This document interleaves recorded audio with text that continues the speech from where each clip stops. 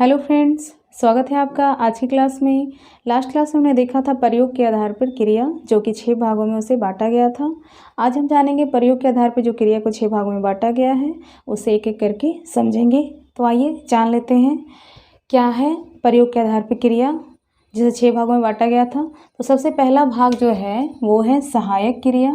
तो हम जानेंगे सहायक क्रिया क्या है, किसे कहते हैं। तो क्रिया को अच्छी तरह से समझने के लिए आप वीडियो को पूरा देखें, और यदि आपने लास्ट वीडियो को नहीं देखा है तो उसे भी देख लें ताकि आपको क्रिया अच्छे से समझ में आ जाए। इसके अलावा हिंदी व्याकरण के सभी टॉपिक शुरुआत से कराए जा रहे हैं, जो कि प्लेलिस्ट में उसके सभी वीडियो अवेलेबल हैं। आप उसे देखें जिससे कि आपको हिंदी व्याकरण समझने में आसानी होगी। तो आइए शुरू करते हैं सहायक क्रिया के बारे में। सहायक क्रिया को आपको बताया गया है काम होना ही क्रिया है। उठना, बैठना, पढ़ना, लिखना, खाना, पीना, ये सभी क्या है, क्रियाएं। तो ये जो क्रिया जो है उठना, बैठना, पढ़ना, लिखना, ये सभी क्रिया जो स्वतंत्र रूप से होती है, जिसे बताने के लिए किसी दूसरे शब्द की सहारा लेना नहीं पड़ता है।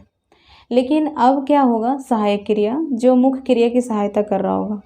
मतलब जो काम हम कर रहे हैं उस काम को हम किस समय में कर रहे हैं।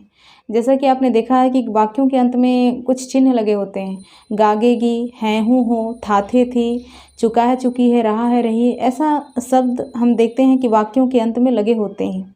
ये क्या करते हैं, ये शब्द जो उस वाक्य में काम हो रहा होता है उस काम के समय को बताने का काम करता है कि जो काम हमारे द्वारा किया जा रहा है वो किस समय में किया जा रहा है। हाँ, तो बिल्कुल वही काम है सहायक क्रिया का। मुख्य क्रिया के सहायता करना, मुख्य क्रिया की सहायता करना ही सहायक, जो क्रिया मुख्य क्रिया की सहायता करता है, जो क्रिया मुख्य क्रिया की सहायता करता है उसे ही क्या कहते हैं, सहायक क्रिया कहते हैं।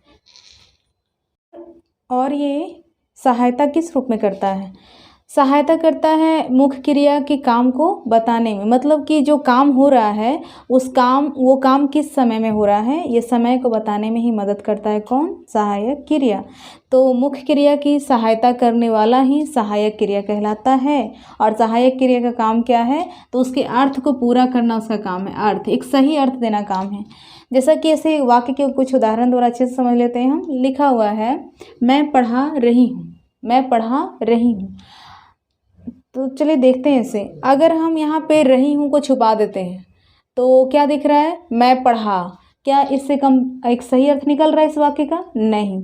लेकिन जैसे ही हम यहाँ पे लिखते हैं रही हूँ तो इस वाक्य का एक सही अर्थ निकलता है, मैं पढ़ा रही हूँ। अच्छा, काम तो हो रहा है पढ़ाने का, और काम भी क्या है, जारी है पढ़ाने का। मैं पढ़ा रही हूँ यानी आप मुझे देख रहे हैं कि मैं क्या कर रही हूँ, पढ़ा रही हूँ। पढ़ाने का काम समय के साथ क्या है, जारी है। तो जो रही हूँ है वो इस पढ़ाना जो हमारा मुख्य क्रिया है इसके अर्थ को बताने में क्या कर रहा है, मदद कर रहा है। साथ ही ये बता रहा है कि ये जो क्रिया हो रही है पढ़ाने की वो किस समय में हो रही है, और ये भी क्या बता रहा है कि पढ़ाने का काम जारी है। तो ये यहाँ पे रही हूँ क्या हो जाएगा, सहायक क्रिया। किसकी, पढ़ाना का। पढ़ाना मुख्य क्रिया है और इसकी सहायता कौन कर रहा है, रही है, जो कि क्या है, एक सहायक क्रिया है। वे लोग जा रहे हैं। अब देखिए इस वाक्य में जाना काम है, वे लोग जा चुके हैं तो इसमें जाना क्या है, काम है। अब क्या कर चुके हैं, जा चुके थे, जाते हैं, जा रहे हैं, कि यहाँ पर लगा हुआ क्या, चुके हैं। और ये चुके हैं क्या कर रहा है, इस जाना का एक सही अर्थ दे रहा है, इसलिए ये भी क्या हो जाएगा, सहायक क्रिया। यहाँ देखिए वह पटना जाएगा, वह पटना जाएगा, जाना काम है मगर गा लगा हुआ, क्या लगा हुआ है, गा। अब ये जो गा बता रहा है कि अच्छा जाने का काम वो भविष्य में करेगा, तो गा भी होगा जो क्या होगा, जाना का सहायक क्रिया होगा, क्योंकि वो जाना का एक सही अर्थ देने में क्या कर रहा है, मदद कर रहा है। तुम सो रहे थे, सोना यहाँ पे काम हो रहा है लेकिन क्या कर रहे थे, सो रहे थे जो होगा वो सोना का एक सही अर्थ देने में मदद कर रहा है, इसलिए रहे थे क्या हो जाएगा, सहायक क्रिया। तो आपने देखा कि जो भी सहायक क्रियाएं होती हैं वो वाक्यों के अंत में प्रयोग किए जाते हैं। जो क्या करता है, जो मुख्य क्रिया हो रही होती है उस मुख्य क्रिया के समय को बताता है और साथ ही साथ एक सही अर्थ देने में मदद करता है। तो सहायक क्रिया क्या है, इससे पता चलता है, जो भी उदाहरण है उसके द्वारा हम समझ सकते हैं कि सहायक क्रिया इसलिए इसका नाम है क्योंकि ये मुख्य क्रिया की सहायता करता है। तो जो क्रिया मुख्य क्रिया की सहायता करता है उसे ही सहायक क्रिया कहते हैं। और ये किस रूप में सहायता करता है, मुख्य क्रिया के एक सही अर्थ को बताने में और साथ ही मुख्य क्रिया जो हो रही है उसके समय को बताने में। तो ये था सहायक क्रिया। आगे देख लेते हैं प्रयोग के आधार पे जो क्रिया के 6 प्रकार हैं, जिसमें पहला प्रकार को हमने समझ लिया सहायक क्रिया, और दूसरा जो प्रकार है वो है पूर्वकालिक क्रिया। पूर्वकालिक क्रिया, अब देख लीजिए पूर्वकालिक क्रिया क्या होता है। ये पूर्व का मतलब होता है पहले, और कालिक का मतलब होता है समय, और क्रिया का मतलब काम।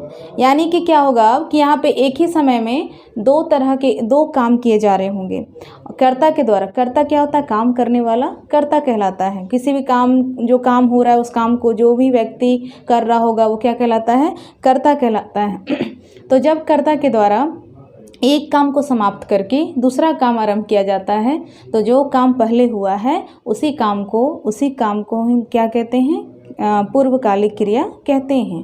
जैसा कि आप देख सकते हैं, जब कर्ता के द्वारा एक क्रिया को समाप्त कर दूसरी क्रिया आरंभ की जाए तो पहले होने वाली क्रिया क्या कहलाती है, पूर्वकालिक क्रिया कहलाती है। इसे वाक्य के उदाहरण के द्वारा हम अच्छे से समझ लेते हैं। यहाँ पे लिखा हुआ है वह चलकर, पहला उदाहरण जो हमारा है वह चलकर रुक गया। तो पहले क्या किया है, चला है, उसके बाद वो क्या किया, रुका है। तो जो क्रिया देखिए वह चलकर, चल कौन रहा है, वह कर्ता यहाँ पे है, कौन है, वह। अब वह इस जो कर्ता है इसके द्वारा दो काम हो रहा है, एक चलने का दूसरा रुकने का। तो पहले वो चला, उसके बाद वो क्या किया है, रुका है। तो जो काम पहले होगा वो कहलाएगा क्या, पूर्वकालिक क्रिया।